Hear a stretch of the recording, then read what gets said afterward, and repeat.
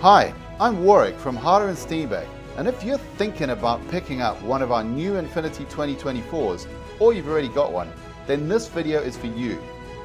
We originally made this as the instructional guide, but we've decided to share it with everyone on the channel because we really want to give you the deepest possible dive into this remarkable airbrush and what it can do. We want you to have the best understanding of how easy it is to set up, to maintain, and get top performance from it right away. And of course, how to set up your paint and so on to get the best from it. So whether you're new to airbrushing or upgrading from another model or brand, watch this first to see what makes the Infinity 2024 such a remarkable tool to unleash your creativity. Now, we're going to do this instructional slightly differently to what we've done with the Ultra and the Evolution. So we're going to do kind of like a highlight reel of the unique features about the Infinity 2024 at first, for those expert users, just to get those really key bits of information. And then also for people joining us from another brand, we're going to go over some of the key points about how to get the best from a Harder Steenbeck airbrush first. After that, of course, we'll delve into everything step by step, and I'll give you all of the lowdown on how to connect it up, how to get the best settings to the airbrush, how to clean it most efficiently. And so hopefully by the end of the video, you're going to have all the information you need to get the most from your Infinity 2024. Before we carry on though, as I say in all of these videos, the single most important thing is please don't start your relationship with this airbrush by stripping it into bits. We've gone to a great deal of trouble at the factory to test it and give it to you in absolute perfect working order. So what I'd really encourage you to do before you do anything else is get some color in it and feel how it sprays before you strip it, because we want you to understand what it's capable of out the box, and that creates then your frame of reference to know that your airbrush is functioning as it should do. So no stripping before painting. So with that said, let's get into it. So the first thing that you're going to see when you open the box is this test card. Now I really love these because what this is the test spray from your actual airbrush. Keep it because it's a point of reference that you can always check to make sure that your airbrush is performing factory fresh. It's a great thing to keep around as a point of reference. I also really love them because when I look at these, I can tell who tested the airbrush because it's kind of like a signature. On the reverse is a QR code which will take you to a page on our website where there's some additional information about spare parts and such like. So it's a useful little tool to keep around. Having a look at the airbrush itself, I want to give you a couple of pointers about how to set it up out the box. Now, we like to set these up out the box with a very, very fluid, somewhat easy trigger feel. The two things that influence that are this piece here, which is the needle spring tension adjuster. We set that to about 2 millimeters in front of the needle chuck out the factory because we believe that people who use the Infinity want to have a very fluid feel on the trigger. The other thing that's very important, and I think a lot of people miss this, is if you remove the quick disconnect tail from the air valve of the airbrush, underneath what you'll see is a little screw which you can operate with a flat bladed screwdriver, and this is the tension for the spring that governs how much you feel when you push down on the trigger. Now again, we set these very light, much lighter than the other airbrushes in our range, and that's because we feel that to have full control, when you're an expert user, you don't need a lot of feedback from the spring systems in the airbrush, and having less spring tension on it helps you to paint comfortably for longer. So it's just a note of the things that you can do to personalize it, and these are quite significant points, and they can really help to set everything up to make you feel really comfortable with your airbrush. Next, I'm going to talk to you about a couple of features at the front and the back of the airbrush. Now these are really key to the Infinity. The first one is the Harder Steenbeck clog control system. The clog control system is based on the principle that every airbrush will always get color drying on the needle tip, and if you can manage that, you will never have a clog. Essentially what it is you need to be able to see the needle tip, you need to be able to clean the needle tip, and the needle tip needs to remain protected. And this is essentially what a Harder Steenbeck head always delivers. So when you look at the head design here, you see it has this forked cover which enables you to see the needle tip really clearly. That's useful to see if you've got any color buildup on there, but also to be able to aim at what you're doing very closely, because when you can see the needle tip, you can really direct your spray very, very accurately to exactly the point that you want it to reach. But also you've got great access to it. If you see any color building up on there, as soon as you see it, pinch it off. Boom. And then that alone will just mitigate the whole clogging scenario, and you never have it happen, because all clogs begin as color drying on the needle tip, gets bigger and bigger and bigger, the needle tip gets larger and larger until you pull it back to try to clear it. Some of that dried paint scrapes off and blocks your nozzle, and then you've got a clog. So if you keep an eye on the needle tip and you keep it clean, you will never experience clogging. So either by pinching, or you can use any kind of a large brush like a number 4 or 6 dry brush, or if it's just a regular paintbrush like a size 6 to 10 works great. And you can literally just kind of get in there and give it a bit of a good old scrubbing. So that's how you exploit this clog control system on the front.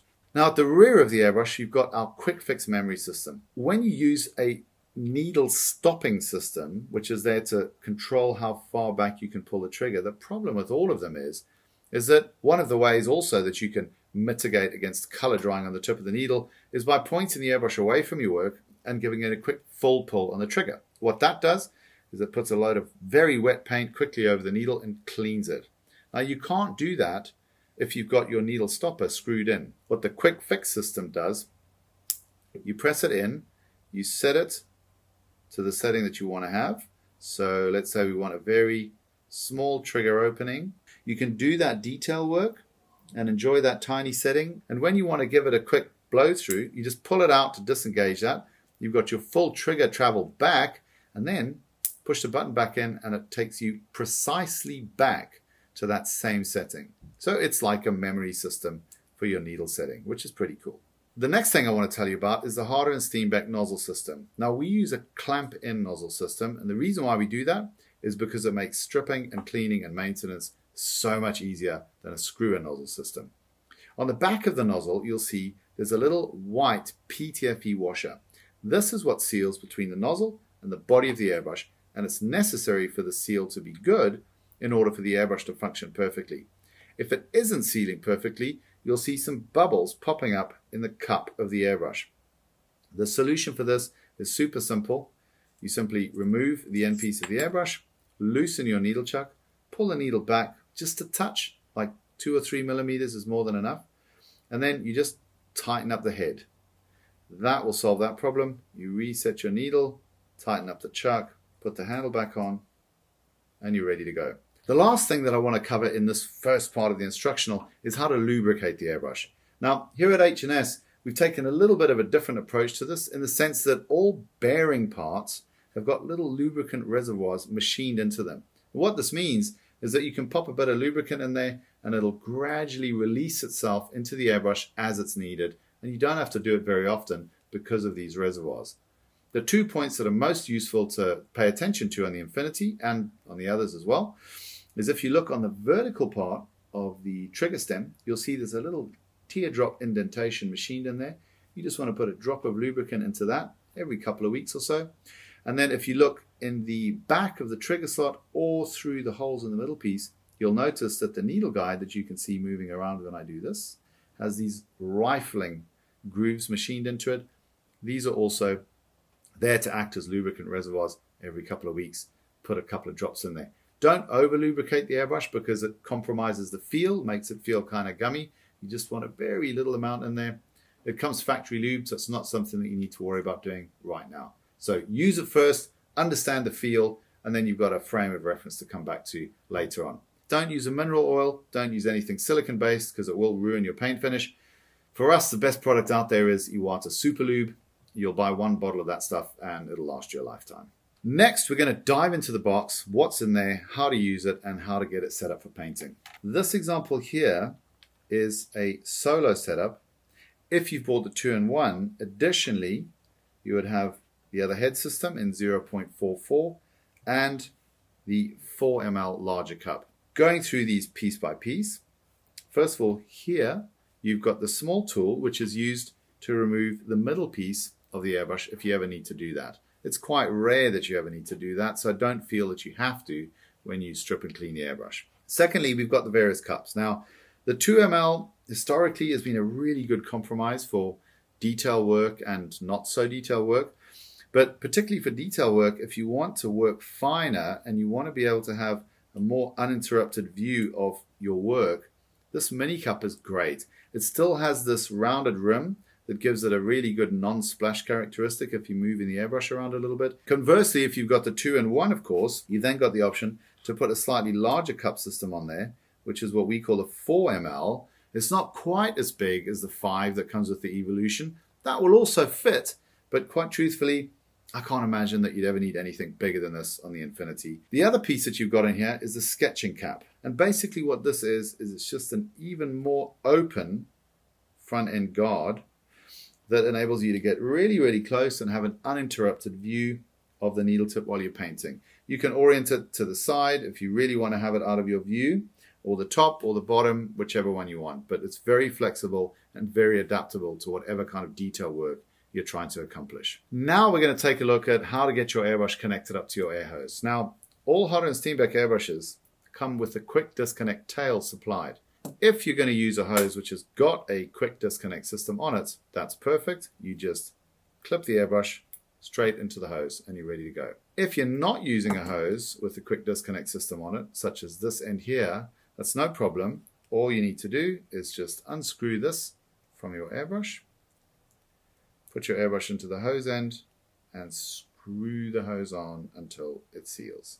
It's generally not needed anymore to put sealants on the threads or PTFE tape or anything like that, because all good hose systems have an O-ring in the hose head and it'll seal it for you. One short note that I'd like to make about this quick disconnect tail is you have to just be careful when you're putting it on. Don't ever over tighten it. And the reason for that is if you over tighten it, then when you want to remove it, you might unscrew the whole air valve as well. If you do that, it will look like this. It's not a problem. It's just kind of something that you might not intend to do. So the solution for that is when you put the air valve on the airbrush, you want to give that a really good finger tight. And the quick disconnect tail, when you put that on, you just put it on with a little bit less effort. Now we're going to talk about how the airbrush operates. There's 2 motions in a double action trigger. One of them is up and down, and this operates the air. So when you push it down, the air will start to come out the front of the airbrush. When you let it go, the air will stop coming out the front of the airbrush. The second motion in the double action trigger is back and forth. As you pull it progressively further rearward, it progressively opens up the fluid nozzle by moving the needle back out of the fluid nozzle aperture, and therefore allows more paint out the more you pull it back. The relationship of these things when you're painting, generally speaking, when you're very, very close to your subject, you'll tend to pull back a very small amount. When you're further away and you're looking for coverage, you'll tend to pull back a bit further. So more distance equals more pull, less distance equals very small pulls. Now, one thing that's really critical with the modern double action airbrush is to do these movements in sequence. If you don't, you can get these unexpected spatters that people sometimes have, and they think it's a fault of the equipment, and actually it's just a fault of trigger technique. Always push down first, then pull back for paint, then push forward to shut the paint, and only then let up to stop the air. The reason for that is because if you always start with air and you always finish with air, then you always keep that needle tip blown clean. As with everything in airbrushing, there's always an exception.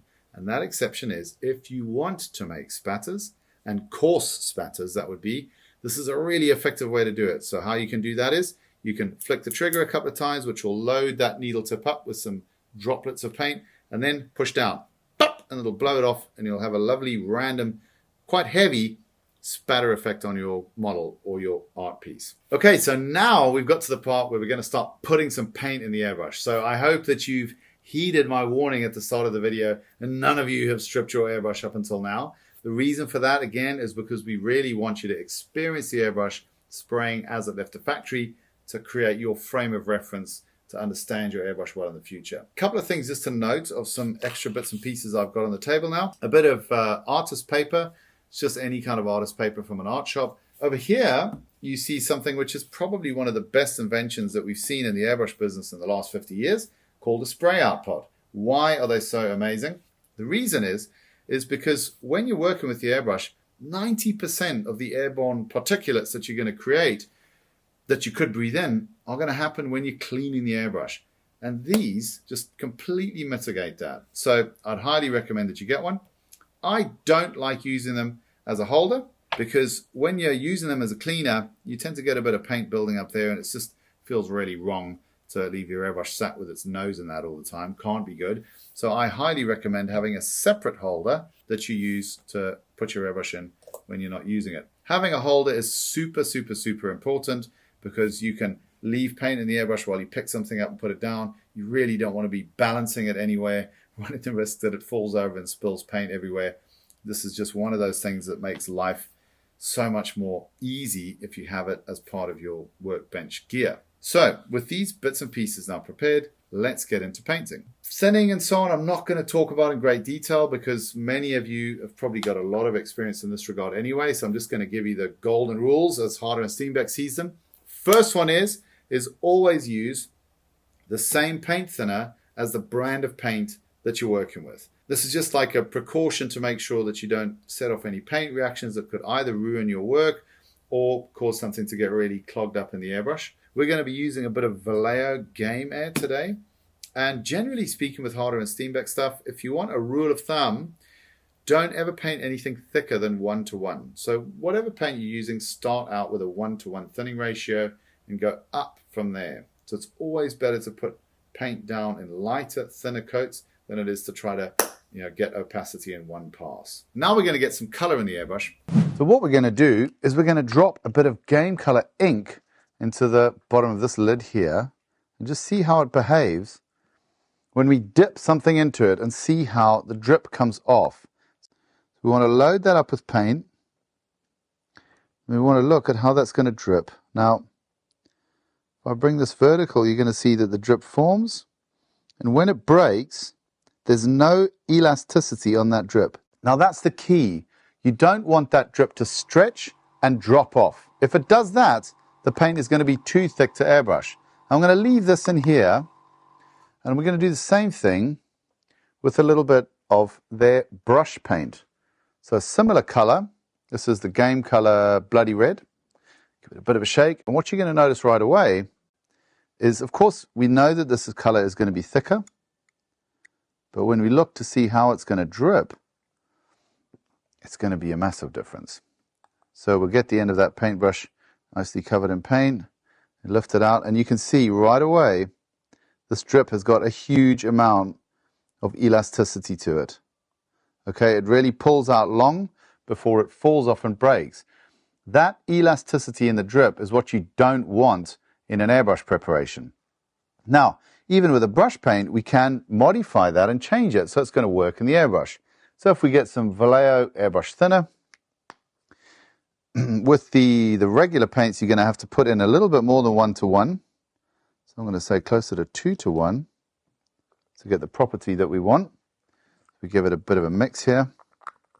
And now if we load that end of that paintbrush up now and pull it out, what we're going to see, I think, okay, there's still some elasticity on that drip.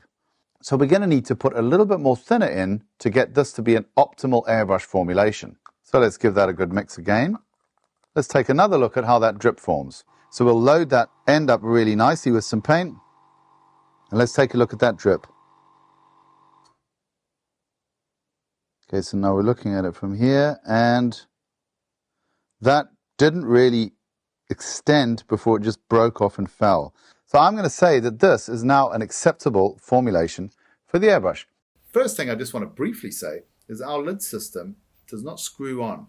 When you want to pop the lids off, you just want to pop them off with a fingernail. Always put the thinner in first. If you put the thick paint in first, when you drop the thinner on top of it, it's difficult for it to get down there to mix with the paint. So thinner always in first. So we're going to put in, let's say, 4 drops of thinner.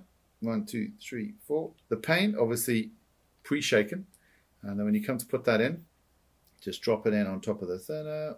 And how do we mix the paint and the thinner together? Well, there's a couple of ways of doing it. There's either putting the back end of a brush in there and just mixing it around, or there's the awesome lazy way, which you can do really effectively with the Evolution or the Infinity. You just pinch the front of your airbrush, press down on your trigger to let a little bit of air go in there, and just a slight pull back, and then you'll get some bubbling happening in the cup. And your paint and your thinner is now perfectly mixed. Okay, so now we've got our paint in the airbrush and we're ready to start doing some strokes. Now, I'm just going to give you a few recommendations on some strokes you can do to start getting a feel for your new airbrush. So the first stroke that I'd recommend you do is be about a shacker's distance away from the paper. You want to work with maybe like 1/4 to 1/3 of a trigger pull and just get a feel for how that paint goes down onto the paper that you're painting. Now, you can see with this titanium uber detail head system, this is the 0.25 we're working with. The atomization is super fine. I absolutely love that about this airbrush. Let's get a little closer in and just get a feel for the line work. Okay, so now we're going in really fine. But one of the things that you'll notice is that the directness of the trigger is really incredible. And this is one of the most important things about an airbrush that can give you a paint on at the precise moment that you want it to come on. You need to have a super direct trigger. One of the best ways, I think, to start to understand the trigger feel is to do some dagger strokes. If you go very far away and you just pull the trigger pretty open, you'll notice you make this sort of larger dot size. When you're really close in and you put it a bit less, you get the smaller dot size. You want to try to connect the two with a stroke called the dagger, where you're very far away, you go to very close in, you go from a very diffuse pattern down to a point, and it helps you to really understand that trigger and distance modulation. And they look something like this. So you're going from far away to very close in, and you just want to try to make these strokes consistently ending in a similar point. And that really helps you to understand the trigger response and get used to it. The other things that you do with the airbrush to start to learn the trigger is just all the normal things like lots of different types of stroke, some fading strokes from a point, also some line work, some dots of different sizes. Just all these kinds of things help you to start understanding your trigger. Talking about paint, what sort of thicknesses should you use paint with the Infinity? Normally, actually, you tend to use this airbrush with the paint more on the thinner side. And the reason for that is the thing that the airbrush gives you that all of these other tools don't to the same degree is control over the hue of the color that you're working with. And the best way to exert the maximum possible control over that with the airbrush is actually to use thinner paint, because you've then got more control over how much of this value you're going to build up. If you look at this value, it's super diffuse. You can barely see the tint that I've applied to the page here. If I give it a couple more passes, you can see now we're in a new value of that color. A few more passes, and we can build it up to full intensity of that color. Now, having really full control over how you use that tint is how you can exploit the thing that makes the airbrush absolutely unique, which is total control over color hue. And that comes better with thinner paint. It just gives you more control because it takes more passes to reach whatever value you're trying to paint up to. Also, it makes airbrushing generally easier because the paint is less likely to dry on the needle tip. So the only time when you want to go towards the thicker paints, in my opinion, because it's all about opinion, is when you're trying to lay down a detail that you don't want to have to airbrush over twice, and that's when you use that 1-to-1 formulation on the paint. Let's have a quick talk about air pressures. Now, the titanium head has been made to work with a really wide range of air pressures, but we don't really want to see you using it too much over 2 bar because it's just not really necessary to put that much energy through this airbrush. The reason why a lower pressure is better is simply because of this. Again, it comes down to clogging. So if you imagine the analogy of, let's say you've got some laundry out on a washing line on a windy day where there's loads and loads of air moving around, that laundry is going to dry a whole lot faster than if you've got washing out on a laundry line on not so windy day. Same with paint on your needle tip. If you run with this airbrush at like 40 PSI or what's that, 2.5, 2.6 bar, the paint will dry more quickly on the needle tip. You normally do that with an airbrush that needs a lot of energy to get good atomization into the paint. The Infinity just doesn't need to do that. It's designed to be extremely efficient, and you can use very low pressures to atomize the paint absolutely perfectly. And because you're using a lower pressure and a lower volume of air, what it means is that you've got less air passing over the needle tip, and actually it takes longer to start drying the paint on the needle tip. You can have a lot of fun playing with lower pressures. So if you want to slow down the paint delivery of this 0.25 head system, you can drop the air pressure right down to like 10 or 11 PSI, and it will still deliver, but it will deliver much more slowly. Now you can see even on this setting, the atomization is still really pretty stunning. So bear in mind, this isn't a particularly thin paint formulation, but the atomization is still amazing. I'm using more trigger to get the same paint flow, So I'm using the air pressure kind of like a gearbox. Okay, so less air pressure, slower paint delivery. If you're working on something that's you're a little bit nervous about maybe and you haven't gotten to know the airbrush perfectly, you might want to drop it down to 15 psi. It means all your trigger movements are going to be bigger. Everything's a little bit more accessible, a little bit less scary, a little bit less direct. My advice is when you're painting detail, you do probably want to be a little bit more towards the 15 to 25 spectrum anyway, because this super direct trigger is actually a real bonus when you paint detail, because the less you have to move your finger joints and the more it's just about the movement on your finger pad, the more control you have. So that's just a little bit of insight into the use of air pressure with the 0.25 head. The 0.44 is a completely different story. What we've looked to do with the 0.44 is to optimize it to create texture. So going to super low pressures on the 0.44, it's made to spray tiny spatters in a way that's totally controllable. And that brings us neatly to the next section where we're going to show you how to clean the airbrush in between colors. Then we're going to switch over the head system to the 0.44, demo that for you. And then after that, we're going to do a full strip and clean so that you have a full understanding of your Infinity 2024. The cleaning process that I'm going to recommend to you for your in-between color is really efficient, it's really fast, and it's good to pay attention to it because the better you do this process, the less work you've got to do at the end of the session. So we reshape the inside of all of our cups to match the profile of the human pinky finger. And what that means is that when you come to clean, you just want to get in there, give it a good scoop around in there, and you'll get most of the color out just by doing that with your finger, which then means that when you throw in your airbrush cleaner, it's just cleaning the bit right down at the bottom. Just put a few drops of cleaner in, get it spraying into your clean out pot. Higher pressure is better on this, so go back to your 2 bar, your 25 psi, and just pulse the trigger fully back and forth, all the way back, all the way forward. Moving it back and forward like this helps to clean the full length of the needle that's normally exposed to paint. After you've done that first spray through, put a little bit more cleaner in the cup and just give it another wipe around with your pinky finger, just to make sure that any residue from the paint cup is out of there. Then I'm going to want you to do a little bit of a bubble back. The bubble back is when you pinch the front of the airbrush and force a bit of air up through the paintways. What this does is it just helps any stubborn bits of paint that are still in these fine paintways down the front of the airbrush to get pushed back into the cup where they can be mixed with the cleaner and then get sprayed out. The finish on the inside parts of the airbrush here we pay a lot of attention to, so they clean up really fast. One thing I would just want you to pay attention to is when you're grabbing the front of the airbrush, just be sure that you don't inadvertently loosen the head. You'll know if you've done it if you push down on the trigger, but without pulling it back, you get some bubbling coming up in the cup. So just make sure when you pinch this front end that you don't inadvertently loosen the head.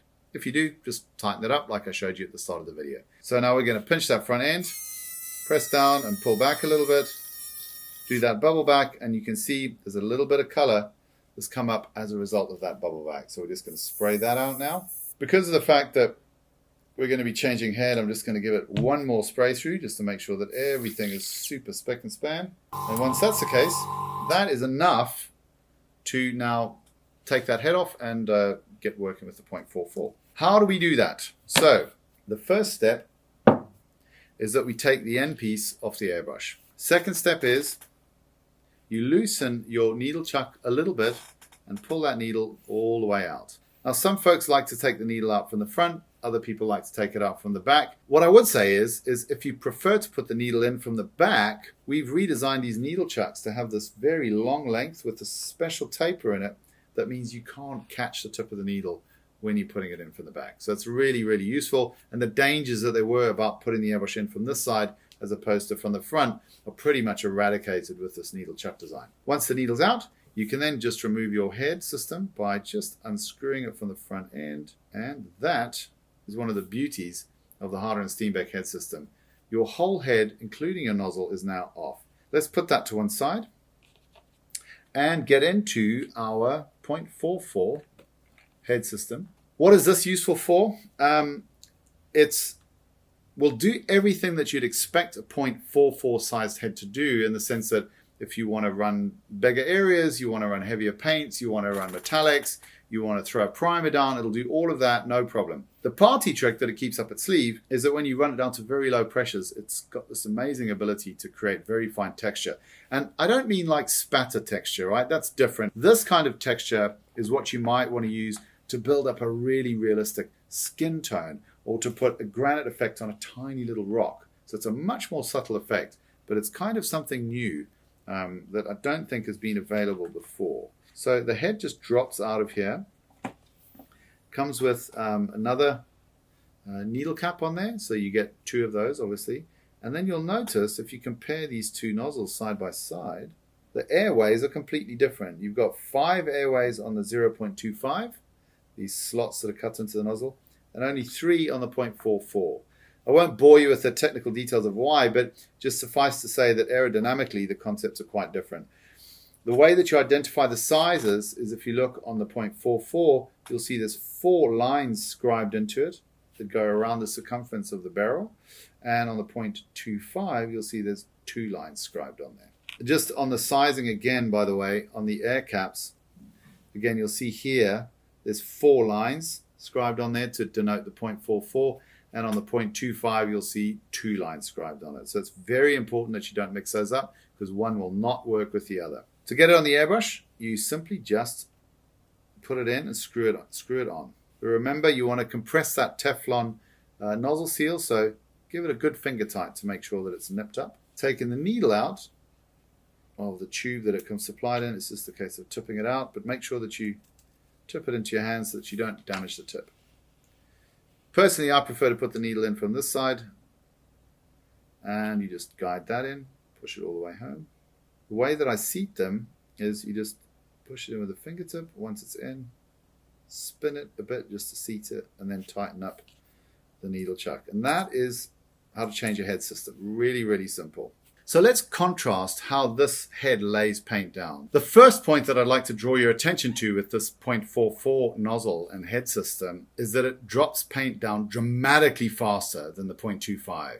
So watch this. If we just do some distance passes, you can see that we can build color up radically quicker than with the detail head system. The line work is still great, so it's everything that you'd expect. But again, it just drops the lines down with a little bit more opacity and a little bit more speed. Not quite as tight as you'll get with the 0.25, but still really pretty fantastic for a 0.44. But the bit I really want to show you is this. So if I drop my pressure right down, what we'll see is the airbrush will spray. I don't know if you're picking this up on the camera, but it's starting to spray with a little bit of a grainier texture. So if we drop the pressure even lower, now it's actually spraying in a stipple. Drop it even further still. Now we're painting in a stipple. What we've tried to do with this is to give you control of stippling in a way that's controllable with the trigger. Now this is the first time this has been done with an airbrush, just with a standard head that also performs as a normal head. So I'm just going to get onto a fresh page to really try to show this to you. So again, you can barely hear the airbrush. It will still pick up paint, and it will still give you linear control over the paint with the trigger. And you can put down this incredibly fine stipple and even get close to making lines with it. What's this useful for? It's useful for things like mud spatter from the wheels of a World War II aircraft from the undercarriage, for example. It's useful, as I said earlier, for creating granite textures on very tiny rocks. It's useful for building up coarser skin textures on subjects where you want to be able to build the skin texture up by painting in a way that shows the skin texture with every skin tone that you work with. It's a detail, but I believe that it's a feature that a high-level painter can really exploit. So I'd really encourage you to play with this aspect of the 0.44 head. Now I'm going to show you how I would clean this airbrush at the end of the day. So the first thing, of course, is we get it into our spray out pot. We spray out what's left in the airbrush. So you hear that change in note and you know that all your paint is gone. The first thing that I like to do is I'll pick up the cleaner, put a couple of drips in there, and then get in there with the paper towel or the cloth or whatever, and just wipe out the easy to get out paint that's in the airbrush cup. So that stuff comes out really super easy. And also what you can also do is put a little bit of cleaner on the paper towel and use it to get the paint at the top of the rim of the cup. So you can just wipe that off, and as you can see, all of that is now gone. This is why it's important for us to finish the inside surfaces of the airbrush really highly, because it just makes cleanup a snap. That having been done, we pretty much repeat the process for the color change, but we just probably put a little bit more cleaner through it. So the first thing is we're just going to spray through a cup half full and keep up that pulse on the trigger, back and forth, put another load in there. This time you're going to want to do the bubble back technique. So get it spraying, pinch the front, press down, pull back till you see the bubbles, spray a bit more out, do the bubble again. When you get to the bottom of that, you want to get your pinky finger in there. At this stage, I love to pick up that brush that we talked about earlier. So if it's a dry brush, it's going to be size 4 to 6. If it's a regular brush, size 8 to 10, I like to use. The reason is because you want to have bristles that are long and stiff enough that there's no danger of touching the airbrush with any part of the ferrule. And you want to get some airbrush cleaner in there again. Get your paintbrush, and this is the way that you just clean the bottom of the cup. You just kind of stab it around there and move it around there, and then get on the front end and give that a little bit of a clean as well. You don't need to pull the needle tip back, because if you're using these longer bristles, it's not going to damage it.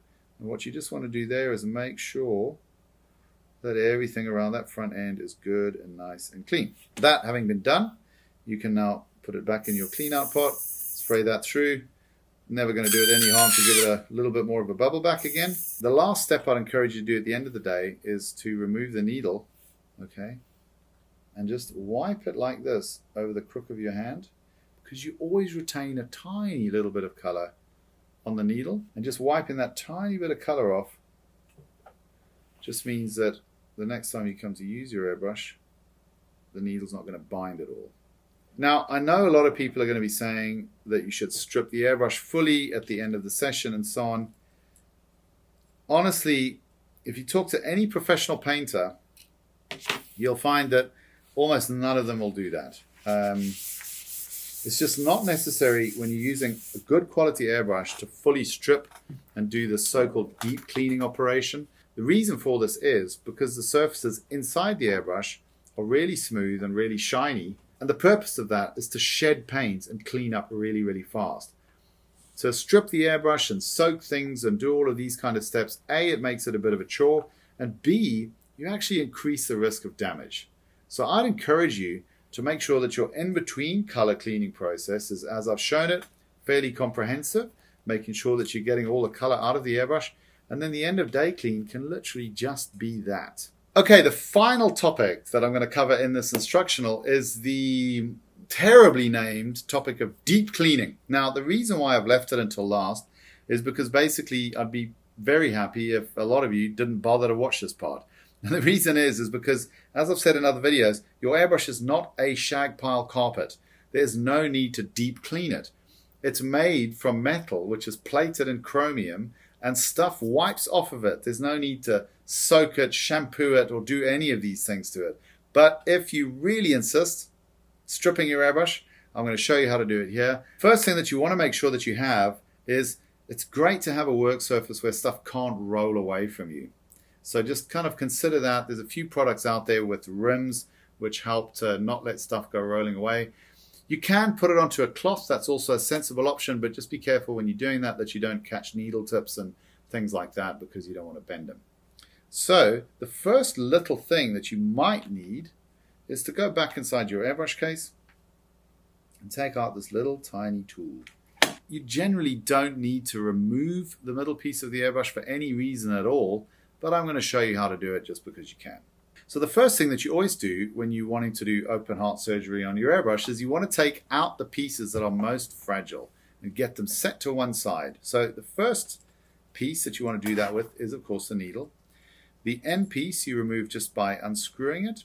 Quick note on that, if you want to disassemble this part too, maybe you want to lubricate the threads on your quick fix, the quick fix just screws out like this. We solved one problem on the 2024 airbrush with this really cool little part here that's kind of shaped like a trumpet. And what that does is when it's screwed in and you put in the end piece on the airbrush, the needle can no longer get jammed up alongside the quick fix, and it guides it in smoothly, perfectly every time now. So that's just a little design detail that I'm particularly proud of on this one. To take out the needle, you can take it out from the front or from the back. I'm going to show you both. To take it out from the back, you just loosen the needle chuck. I don't screw them off because this new needle chuck performs a really great purpose of guiding the needle in, and to do its job most effectively in that regard, you want to have it about 1/8 to 1/4 turn off tightened. So just loosen it only as much as you need to, and then you pull the needle out. I always like to re-grip the needle close to the needle chuck because it gives me more control over managing the tip as it comes out. Once you've taken the needle out, put the back end down first and then just lay it down, and in that way you always take care of the tip. If you've taken the needle out from the back, you can then remove the next most fragile part in the airbrush, which is of course the head system with the nozzle.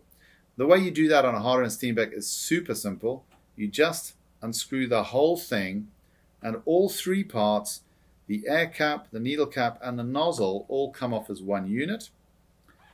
The nozzle you can pull out from the air cap simply by grasping it and pulling it out, just like that. And the needle cap you can pull off. You'll see there's a little fingernail catch on these, which you can engage your fingernail in just to pop it off from the air cap. And there you go. There's those three parts disassembled. If you're wanting to remove the needle from the front, then you just remove the head system as I've just shown you, and then loosen the needle chuck again by that 1/8 to 1/4 turn. Push the needle from the back until it protrudes from the front, and then simply pull it out from the front just like that. Next steps in stripping the airbrush might be you might want to take your cup off. All Harder Steenbeck cups simply screw off just like that. If you want to remove the back end of the airbrush, it's all just by screwing. So your needle chuck comes off by screwing until it comes free, like this. Your needle tension adjuster, again, you just unscrew until that comes free, like this. You can then see your needle spring, which just pulls out like that. And you then have access to your needle guide, which just pulls out like this. You'll notice that the needle spring is gold in color, and that's because it is actually gold plated. The reason why we plate it in gold is because it just makes it run slightly smoother inside chromium than if it was chromium on chromium. The next part that you might want to remove would be the trigger. Super simple. You just pull it up and it comes out. The X center is removable from the trigger stem, but I would encourage you not to do that. There's really no need to do it unless you catastrophically damage it in some way.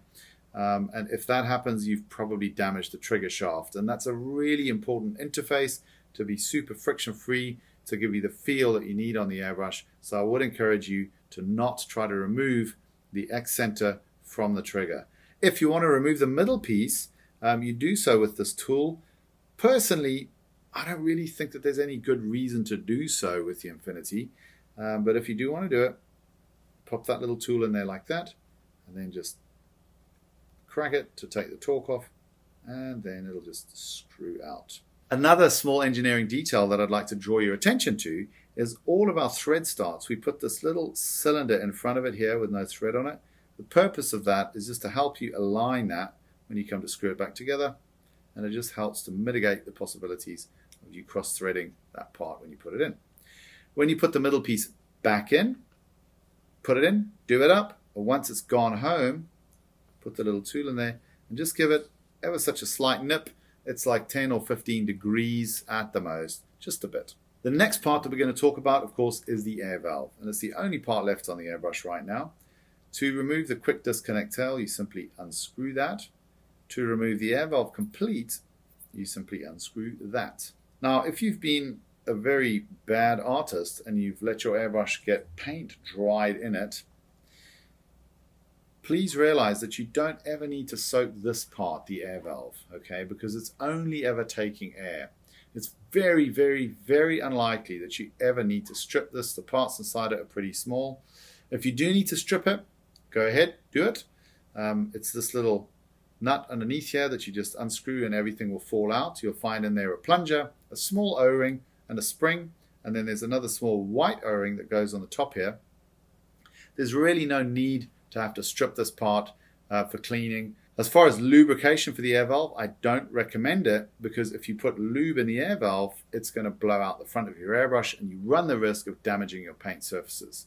The only area where you might want to put a tiny bit of lube is on this end of the plunger, because this bearing here will wipe that lube off before it's got a chance to get into the air moving part of the air valve. But generally, I would keep this lube free. Some of you might ask, what happens if my air valve is leaking? That can sometimes happen if you get a little bit of solvent on the air valve. There is a very small O-ring inside of here which is not designed to be paint bearing. If it sees a bit of solvent, it can slightly swell and cause your air valve not to shut off. If that happens, even then it's not necessary to strip your air valve. What I would then do is take this part, boil a kettle, pour the hot water into a glass and just immediately drop the whole air valve in there. What that will do is the heat of that, let's say 90 centigrade water or nearly boiling water, it will cause any solvents in the air valve O-rings to gas off, and the O-rings will return to their normal size, and then your air valve will function perfectly once again after that water's cooled. So it's kind of a quick and easy hack to help you to not have to ever strip this part. Putting the airbrush back together. You start with the air valve, you just screw it in. Make sure always that this little white O-ring is still there. That's what seals the air valve up from the rest of the airbrush. Just screw it in and give it a good nip so that it's pretty well home on there. If you're using a quick disconnect, screw that on as well. That you don't want to nip up quite so tight, because you want to be able to take that off independently of the air valve. The next part that goes in is the trigger. Now, compared to previous generation Harder Steenbecks, this is much simpler, because now it can only go in one way. So the little strawberry shape goes towards the back. The X center goes towards the back. You just drop it in. Everything will just fall in as it should. Give it a little bit of a wiggle so that the X center falls down to its lowest position on the trigger. You can then take your middle piece, if you've removed it, screw that in. Once it goes home, you pick up the tool that you use to loosen that or tighten it. Once that's in, that's when you want to start thinking about lubrication. You can get your lube. Iwata Super Lube for me is the best product for this. You want to drop a little bit into these rifling grooves here on the needle guide, and also into these rifling grooves here where the needle spring runs on the needle guide. You also might want to put a couple of drops into the small teardrop shaped indentation that's machined into the vertical shaft on the trigger. Drop the needle guide into the back of the middle piece, rotate it until you feel it click into the back of the X center. Get your needle spring, drop that over. Needle tension adjuster, drop it on there. I like to just give it 1 or 2 half turns. For me, that's plenty.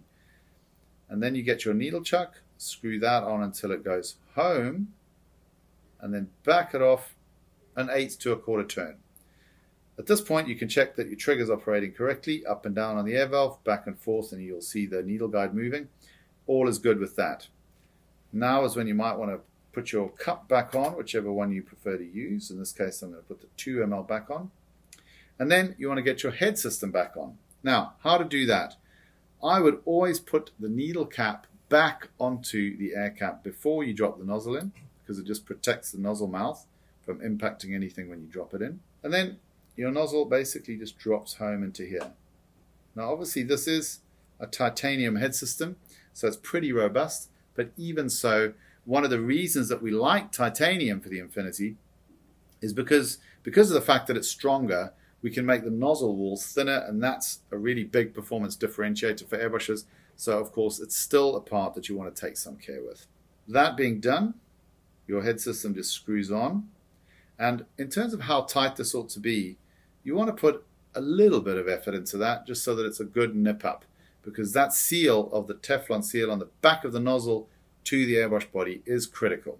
If it's not sealed properly, it will push bubbles up into the cup.